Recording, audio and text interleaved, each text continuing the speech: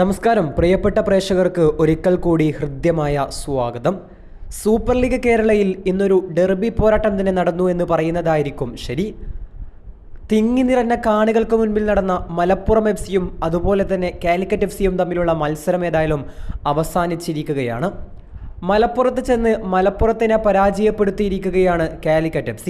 കാലിക്കറ്റ് FC-യും മലപ്പുറം FC-യും തമ്മിൽ കൊമ്പുകോർത്ത ആവേശകരമായ മത്സരത്തിൽ എതിരില്ലാത്ത 3 ഗോളുകൾക്കാണ് കാലിക്കറ്റ് FC മലപ്പുറം FC-യെ പരാജയപ്പെടുത്തിയിരിക്കുന്നത്.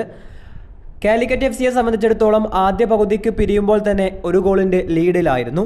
പിന്നീട് രണ്ടാം പകുതിയിൽ 2 ഗോളുകൾ നേടാൻ കാലിക്കറ്റ് FC-ക്ക് സാധിക്കുകയും ചെയ്തു. ഇന്നത്തെ മത്സരത്തിൽ കാലിക്കറ്റ് FC-യെ സംബന്ധിച്ചിടത്തോളം ആദ്യ പകുതിയിൽ ഗോൾ കണ്ടെത്തിയിട്ടുണ്ടായിരുന്നത് നിഗം എന്ന് പറയുന്ന താരമാണ്.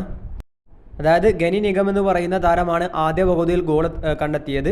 രണ്ടാം പകുതിയിൽ ബെൽഫോർട്ട് ഒരു ഗോൾ അടിച്ചു. അതുപോലെ വീണ്ടും ഒരു ഗോളുമായിട്ട് ഗനി നിഗം, അതായത് രണ്ടാം പകുതിയിൽ ഗനി നിഗവും ബെൽഫോർട്ടും ഗോൾ അടിച്ചു. ആദ്യ പകുതിയിൽ ഗനി നിഗം മാത്രം ഗോൾ അടിച്ചു. അങ്ങനെ ടോട്ടൽ 3 ഗോൾ. 2 ഗോളുകളാണ് ഇന്ന് ഗനി നിഗം നേടിയിട്ടുണ്ടായിരുന്നത്. ഏതായാലും ഇന്നത്തെ മത്സരത്തിൽ വിജയിക്കാൻ കാലിക്കറ്റ് FC-ക്ക് സാധിച്ചിരിക്കുകയാണ്.